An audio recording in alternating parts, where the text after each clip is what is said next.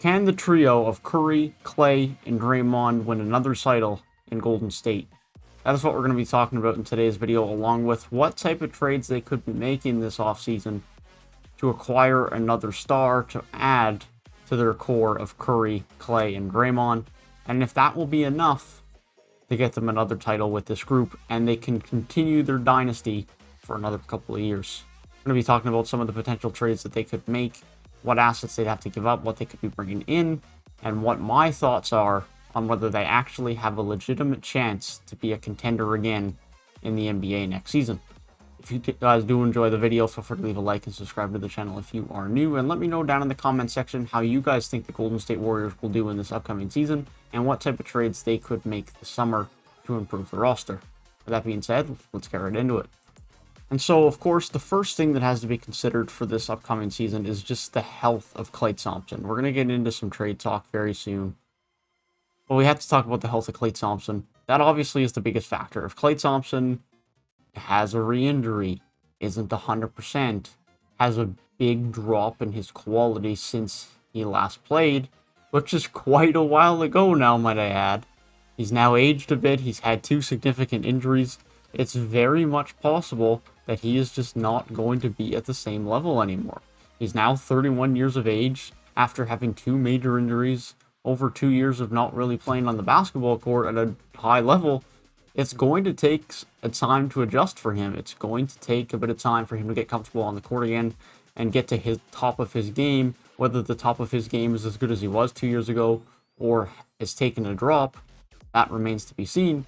But his shooting, once he gets his form out, once he gets the rust out, he still should be one of the best shooters in the league, specifically from a catch and shoot standpoint. I think the biggest question is going to be, can he still take guys a bit off the dribble when he gets closed out? Not that he's some dynamic dribbler or anything, but he needs to be able to have some ability of being able to take guys off the dribble still. Can he hit a few shots in the mid-range? Can his defense on the perimeter still be at an elite level? Those are the questions that we're going to have to ask going into the season, and we're probably not going to figure out until closer to the midway mark of the season, because it's going to take a bit of time for Klay to get comfortable again. As I mentioned, he hasn't played NBA basketball by the time next season starts in over 2 years. And that's going to take time to adjust and get comfortable out on the court again. So it's going to take a bit of time, and that answer will be answered with nothing but time. But I want to move into trades, because that's the biggest part of Golden State's offseason. Who can they add as a star alongside Curry, Clay, Draymond to give themselves their best chance to be a contending team for next season? Now, of course, along with some trades, they probably will make some veteran acquisitions in free agency, as there'll be some veterans that'll be more interested in joining the team this year. They're a more competitive team. They're hoping to be one of the best teams in the league with the return of Clay and an addition to the team as well. And so that's what will help supplement their bench, along with players they already have, like Jordan Poole. Like if they bring back Kent Bazemore, they still have Cascano Anderson. They have Kevin Looney coming back. If he doesn't become the starting center, which remains to be seen if they add there, they'll have Michael Mulder come back. They still have some options, no doubt. But the biggest piece is going to be whoever they can add as the big piece to add around Curry, Wiggins, or Curry, Clay, and Draymond. But one of those trade pieces is going to be Wiggins, along with Wiseman, or along with the 7th and 14th overall pick that they possessed in this year's draft. They have their own at 14, as well as the 7th from Minnesota in the D'Angelo Russell trade. And so they have a plethora of options that they can give up here. 2 lottery picks within this year's draft. Andrew Wiggins, who had a much better season with Golden State. He still, of course, has never reached the absolute insane hype that he was hoped to get to when he was drafted 1st overall. I'm going to be honest, I think those expectations were very lofty. He looked very good this year for Golden State, though, in a lesser role. He didn't have to be the guy or the second guy in a team. He was much more efficient. His three-point shooting improved. He turned into a very good perimeter wing defender, which was something that was always hoped from him. And so there's a lot more value in Andrew Wiggins now than there was a couple of years ago. So he can be used in a trade piece. Bazemore, 7th and 14th overall picks, along with their 23, 23, 22, 23, 25, 26, 27, and 28 first-round picks. In terms of the years, now obviously they can't trade all of these because of not being able to trade first round picks of back-to-back years. But point is, Golden State have a lot of trade assets. And so they're going to be looking to acquire a guy to add to this team. Now they have options. They have a lot of options. They can go smaller, they can go bigger in terms of the value of the player they want to acquire. They can make multiple trades if they so wanted to. one of the options is they just improve their center. They could go knocking on the door of Memphis and try and trade for JV. JV is nearing the end of his contract with the Memphis Grizzlies, but he continues to play very, very good for the Memphis Grizzlies. He's improved since his days with Toronto. He's one of the best rebounders in the league. His post scoring is very good. He can still hit some shots for you from the perimeter. Not an elite floor spacer by any stretch, but he can hit the odd three. His presence in the paint is very good. He's a very good rim protector. He only has a year left on his deal, so Memphis could be looking to trade him, as he's not super old, but he doesn't truly fit the timeline of this Memphis Grizzlies roster either. And so with him having 1 year left on his deal, I wouldn't be shocked to see him get dealt, and maybe Golden State could make a play for JV. Just a brief mention, none of the trades I'm talking about in today's video are going to be me putting in a trade machine, seeing if they work financially, and you can argue the value either way. I'm just talking about them in a conceptual standpoint and some of the options that they have. Moving on from that, though, sticking with centers, Miles Turner is also another option. Of course, Miles Turner has been rumored to be traded from Indiana for about 3 years now, and I do not advocate for it. I think Indiana should keep him. I think he's one of the most valuable players on their team as far as value for money and impact on winning. But nonetheless, there still seems to be talks about him being traded, and I'm sure Golden State would happily take him in with open arms for the right price. Of course, a very good floor spacer, one of the best three-point shooting bigs in the league, at least in my opinion. And that floor spacing on a team like Golden State is just so valuable because more driving lanes for Curry. Of course, Draymond isn't a great three-point shooter anymore, so you kind of need those spacers. Yep. If you have the likes of Turner, Curry, Clay on the perimeter, and then whoever else gets thrown in that starting lineup, whether that's Kevon Looney, although you're probably not starting him, then you're looking for a wing player. But point is that extra spacing is going to be very big alongside whatever other wing they have, whether that's Wiggins or someone else they acquire.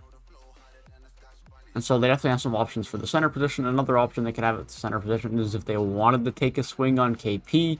I don't know if they can even make the salaries work on that, but it's just an interesting thought. But I don't think it's likely at all, or if it's even realistically possible from a contract standpoint. They can probably throw together Wiggins and a combination of stuff to get it to work, but I don't suspect that's what Golden State would do. Moving on to some more of the unobtainably maybe high options in terms of value. Bradley Beal is someone that's been mentioned in the trade to Golden State. But personally, I think Washington can get better trade packages from other teams than Golden State. Here's going to be the package from Golden State. At best, you're going to get Wiggins, James Wiseman, the 7th and 14th overall picks, and probably 1 or 2 future first-round picks, which, don't get me wrong, is a very, very good package. But I think if you're looking at a Bradley Beal trade talk, they want a better player, because picks are nice, but you need a core player around a superstar or star level player trait. And Bradley Beal is that. And I don't know if Washington are going to value James Wiseman as that guy. They might want a better core player return surrounded with picks. Now, maybe they really like the 7th and 14th overall picks and a couple of future first-round picks, and that's enough to get it done. But I feel like Washington are going to want a better core piece player than James Wiseman. Not to say that James Wiseman is bad, but he needs some time to develop, and Washington have time. But I think there is a bit of a hesitancy across the league, too. Is Wiseman actually going to develop into that good of a player? Which he very well may, because centers do take more time to develop than most other players in the league to be productive. Look at DeAndre Ayton, for example. DeAndre Ayton's playing absolutely great in these playoffs, but it took him a bit. So that being said, it's an option, but I don't think Beal is the guy for Golden State, just due to a value standpoint. I think Washington can get more somewhere else. Some of the more possible options, though, Pascal Siakam, something that's been rumored a lot lately, that I've seen a lot as a Toronto Raptor fan, is Siakam to Golden State. Possible packages include Andrew Wiggins, James Wiseman, and your 7th and 14th overall picks. Now, here's the question, is really... I think it works great for Golden State. Now, I think the fit Draymond Siakam's a bit weird. One of them probably has to play small ball 5, which is questionable depending on the matchup. One of them would probably have to slide to the 3 or come off of the bench, depending on the matchup, because I don't think either of those guys are going to be able to deal with someone like Nikola Jokic or Embiid or someone like that. But I think otherwise it makes sense. He can use some good floor spacing. That's someone who can create a bit more for you. He's very good as a non-primary option. Obviously, he hasn't had as much success in Toronto as a primary option. And he gets a lot of slack and hate in the NBA community. But if we think back to when he was the number 2 option on the Kawhi Leonard-led championship-winning team Toronto Raptors, he was a pretty darn good number 2 option. Let's just say it the way it is, right? I mean, he was a very good number 2 option. He can create a bit for you off the dribble, pass. He can space the floor for you. He can crash the boards, get some offensive rebounds. He is one of the best defenders in the league for his position. That is undoubtable. His length is just so versatile. You can get on the perimeter, guard on the interior. He is one of the best defenders there is at the power forward position. And so I think he would offer a lot of versatility and options to this Golden State team, and something that would definitely help them next season. Another option, continuing with power forwards, this one can play a bit more small forward. Jeremy Grant of the Detroit Pistons. This would probably take a little bit less value than Siakam. It takes more, then I'm concerned, because Jeremy Grant is not a better player than Pascal Siakam, and that's just a fact. I'm not arguing with you on that one. But it would still probably revolve around a package of Wiggins, Bazemore, and some picks. You definitely wouldn't get the 7th and the 14th. But you definitely would get Wiggins and Wiseman, and then some package of picks. I think for the Pistons, center is their biggest position of need. Isaiah Stewart's still good, but he's a bit undersized. I don't know if they're sold on him as their long-term fit at center, and so James Wiseman could be a good addition to that. Jeremy Grant, I know I've talked about Jeremy Grant trades before. He likes Detroit. I don't think Detroit have a large willingness to trade him, but it also makes sense for the rebuild because Grant just doesn't fit the timeline. His contract's going to be expired by the time this team becomes any bit of a competitive playoff team, more so than just being a team that's covering around the playing games. And so I think they should trade him, get some future value, and get some guys that fit the timeline better, and this is an option that they have to do so. For Golden State, Jeremy Grant's obviously already shown that he can be a very good 3rd, 4th option on a contending team. He did it with OKC, he did it with Denver. Not necessarily that they were contending teams, but they were solid playoff teams, and he can fit that role. He can play the defense against the best wing player on the other team. He can get the rebounds. He can win those hustle plays, and now he's even improved more on the offensive end to a point where he can be the ultimate do-it-all guy, 3rd guy, 4th guy on this Golden State team. That is a pretty darn good 3rd to 4th guy. The last guy I want to talk about before I circle back to the Siakam trade a bit more, just to discuss it in a bit more depth, is Domantas Sabonis to Golden State. And here's my thoughts on this. If you're Indiana, do it now. Get Wiggins, get Wiseman, get the 7th and or the 14th overall pick if you can. Get as many as you can, and get him gone. Now, I like Sabonis a lot. I really like his skill set, but I'm going to be completely honest. Domantas Sabonis in today's NBA does not contribute to winning relative to his skill set. His skill set is at a much higher level than his value and contribution to winning. I've talked about this in the Indiana Pacers video before. I've talked about this in several videos. But Domantas Sabonis' defense is just non-existent, which really hurts when you're playing power forward or especially center, because his rim protection just doesn't exist, and you need a good rim protecting center to be successful in this league. I will continue to say it. I do not believe a team can win a title without a good rim protecting team or center. And it continues to be true so far. If we look at the 2 teams in the finals, DeAndre Ayton, good rim protector. Giannis and Brook Lopez, good rim protectors. Just the way it is. You don't need an elite center. You don't need an Embiid. You don't need a Jokic, but you need a good rim protecting center. Domantas Sabonis is not that, nor is he good defensively at the 4, and he can't space the floor for you. Now, he is an elite playmaker for his position. He can score well, get offensive rebounds, defensive rebounds, has a bit of a mid-range game, and in the low block, you name it. But some of the most core things for his position or impacting winning, he does not do. And that is my concern. That's no shade on Domantas Sabonis. I love Domantas Sabonis. I love watching him play. He's so fun. He has such a high skill set. But similar to DeMar DeRozan, his skill set in today's era just doesn't work that well. And so relative to his fit with Golden State, now you have Draymond. Can't really shoot threes. Domantas Sabonis can't really shoot threes. It adds another poor defensive player. Not that Golden State have a terrible defense within their starting lineup, but it's definitely not going to be elite. With Curry out there, he's not the best defender, of course. We don't know what Clay is going to be like defensively yet. We don't know who their center would be. If it's Sabonis, then that's a concern. And so that's my concern for Golden State. But again, if I'm Indiana, I'm taking all this. I think Sabonis just doesn't have back winning enough. You get a couple of future firsts. You can start the retool. You can use those firsts in other trades. You can draft with the 7th and 14th overall pick this year as well, or if you don't want to trade them. Gives them a lot of options, a lot of flexibility heading into this offseason.